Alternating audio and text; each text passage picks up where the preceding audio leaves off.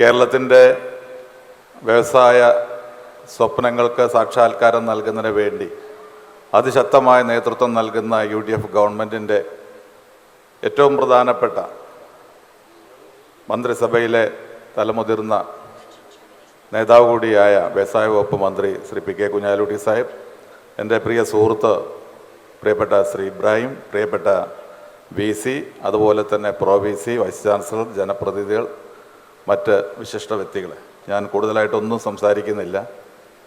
പ്രിയപ്പെട്ട TVയെ ഞാൻ പ്രത്യേകം അഭിനന്ദിക്കുകയാണ്. വികസന സാധ്യതകൾ ഉള്ളിടത്ത് വികസനം നടത്തുക എന്നുള്ളത് ഏറ്റവും പ്രധാനപ്പെട്ട കാര്യമാണ്.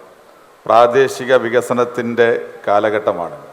പക്ഷേ യഥാർത്ഥത്തിൽ വള്ളിക്കുന്ന് സംബന്ധിച്ചിടത്തോളം ഒരു പ്രാദേശിക വികസനമല്ല, മറിച്ച് അത് നമുക്ക് സംസ്ഥാനതല വികസന സാധ്യതകളുള്ള പ്രദേശമാണ് വള്ളിക്കുന്ന് നിയോജകമണ്ഡലം എന്ന് എനിക്കും നിങ്ങൾക്കും അറിയാം.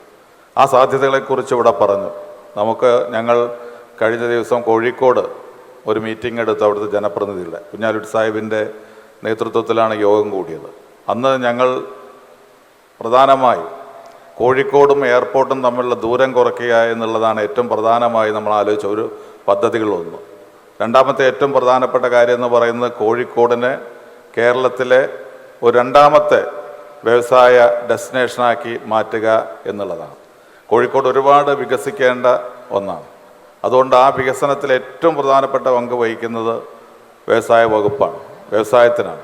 അപ്പോൾ ഈ കാര്യങ്ങൾ ആലോചിച്ചപ്പോൾ ഞങ്ങൾ ഏറ്റവും പ്രധാനമായി ആലോചിച്ചത് കോഴിക്കോട്ട് നിന്ന് എയർപോർട്ടിലേക്കുള്ള ദൂരവും എയർപോർട്ടിലേക്കുള്ള കോഴിക്കോട്ടിലേക്കുള്ള ദൂരം കുറയ്ക്കുക എന്ന് പറയുന്നത് നമുക്ക് നിലവിലുള്ള സ്ഥലം നമുക്ക് അടുത്തേക്ക് ആക്കാൻ കഴിയില്ല. പക്ഷേ ഏറ്റവും ആധുനിക രീതിയിലുള്ള യാത്രാമാർഗം ഉണ്ടായിക്കഴിഞ്ഞാൽ അതിൻ്റെ വേഗം വളരെ പെട്ടെന്ന് നമുക്ക് എത്താൻ കഴിയും, ദൂരം കുറയുന്ന സാഹചര്യം ഉണ്ടാകുമെന്നുള്ള തെളിവാണ് നമുക്കിപ്പോൾ ഹൈവേയിലൂടെ നമ്മൾ പോയിക്കൊണ്ടിരിക്കുന്നത്.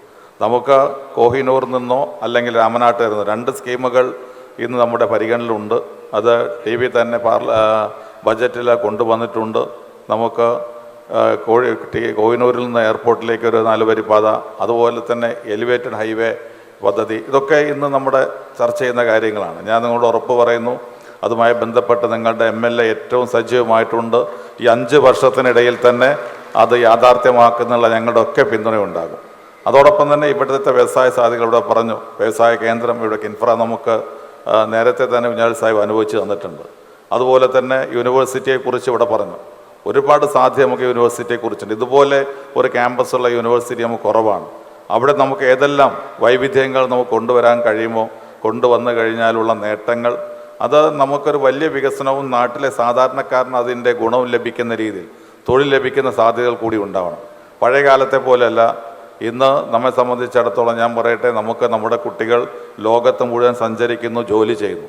പക്ഷേ ചില തിരിച്ചടികൾ ഉണ്ടാകുമ്പോൾ നമ്മൾ ഓർമ്മപ്പെടുത്തുന്ന കാര്യങ്ങളുണ്ട്, ചില തിരിച്ചുവരവുകളുമുണ്ട്. അപ്പോൾ അതിനെ കൂടി നമ്മൾ അഡ്രസ്സ് ചെയ്യണം. വ്യവസായ വകുപ്പിൻ്റെ വികസനം എന്ന് പറയുന്നത് നമുക്ക് 2 സെക്ടറിലാണ് നമ്മൾ ഫോക്കസ് ചെയ്യേണ്ടത് കേരളത്തിൽ. ഒന്ന് ഇൻഡസ്ട്രി, മറ്റൊന്ന് അഗ്രികൾച്ചർ. അഗ്രികൾച്ചറിൻ്റെ സാധ്യത നമുക്ക് വല്ലാതെ ഇല്ല. കാരണം നമുക്കുള്ള നിലങ്ങളും സൗകര്യങ്ങളും കുറഞ്ഞു വരികയാണ്. കൂടുതൽ ഫോക്കസ് ചെയ്യാൻ കഴിയുന്നത് വ്യവസായത്തിലാണ്. ആ വ്യവസായത്തിന് ഫോക്കസ് ചെയ്യാൻ കഴിയുന്ന കാര്യത്തിൽ നമുക്ക് സ്ഥലം, അനുബന്ധ കാര്യങ്ങളൊക്കെ പ്രധാനപ്പെട്ട കാര്യമാണ്. ഞാൻ ബഹുമാന്യ വ്യവസായ വകുപ്പ് മന്ത്രിയോട് പറയുന്നു, കേരളത്തിലെ വ്യവസായ വകുപ്പുമായി ബന്ധപ്പെട്ട ഏത് പദ്ധതിയുടെ കാര്യത്തിലും റവന്യൂ വകുപ്പിന് ചെയ്യാൻ കഴിയുന്ന കാര്യങ്ങൾ ഒട്ടും താമസം കൂടാതെ എല്ലാ പിന്തുണയും നൽകുന്ന സമീപനമായിരിക്കും റവന്യൂ വകുപ്പിൻ്റേത് ഉണ്ടായിരിക്കുക. പലപ്പോഴും ഞാൻ പല പദ്ധതികളും നോക്കിയിട്ടുണ്ട്. അതുമായി ബന്ധപ്പെട്ട ലാൻഡ് അക്വിസിഷൻ, മറ്റ് കാര്യങ്ങൾ കൊല്ലങ്ങളെടുക്കുന്ന പ്രോസസ്സാണ്. അതുകൊണ്ട് തന്നെ 100 കോടിയുടെ പദ്ധതി ഈ വർഷം കൊണ്ടുവരാൻ ആഗ്രഹിച്ചാൽ അത് നടപ്പാക്കുമ്പോൾ 400 കോടിയുടെ പദ്ധതിയായിട്ട് മാറും. നമുക്ക് നാടിന് നഷ്ടമുണ്ടാകുന്ന സാഹചര്യമാണ്. അത്തരം കാര്യങ്ങളുള്ള സപ്പോർട്ടുണ്ടാവും. വള്ളിക്കുന്നിനെ സംബന്ധിച്ചിടത്തോളം എയർപോർട്ട്, കാലിക്കറ്റ് യൂണിവേഴ്സിറ്റി, അതുപോലെ തന്നെ ഇവിടെ പറഞ്ഞ പോലെ കിൻഫ്ര, നമ്മുടെ വള്ളിക്കുന്ന് മേഖലയിലെ തീരദേശ മേഖലയിലെ ടൂറിസം പദ്ധതികൾ, കണ്ടൽക്കാടുകൾ, ഇങ്ങനെ ഒട്ടനവധി പദ്ധതികളുണ്ട്. അതൊക്കെ നിങ്ങളുടെ സെമിനാറിലും കാര്യങ്ങളും ചർച്ച ചെയ്ത് ഉരുത്തിരിഞ്ഞ കാര്യങ്ങൾ വരണം. അവിടെയൊക്കെ നമ്മുടെ ഫോക്കസ് ഇത് ഡെവലപ്മെൻറ്റ് ഉണ്ടാകുമ്പോഴും നമ്മുടെ സാധാരണക്കാരായ ഇവിടുത്തെ ജനങ്ങൾക്ക് ഒരു 100 പേർക്കെങ്കിലും അവിടെ തൊഴിൽ ലഭിക്കുന്ന സാഹചര്യം ഉണ്ടാവണം. വിദേശത്ത് നിന്ന് മടങ്ങി വരുന്ന ആളുകൾക്ക് ഇവിടെ തൊഴിൽ സംരംഭങ്ങൾ ആരംഭിക്കാനുള്ള സൗകര്യം ഒരുക്കണം.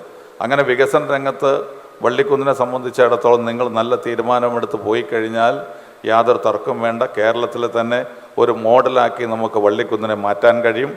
TV ഇബ്രാഹിം അത് നേതൃത്വം കൊടുത്തു കഴിഞ്ഞാൽ ഞങ്ങളുടെ ഒക്കെ പിന്തുണ ഉണ്ടാകുമെന്ന് ഒരിക്കൽ കൂടി പറഞ്ഞുകൊണ്ട് ഈ ഒരു നല്ല സംരംഭത്തിന് എല്ലാവിധ അഭിവാദ്യങ്ങളും നേരുന്നു. നന്ദി, നമസ്കാരം.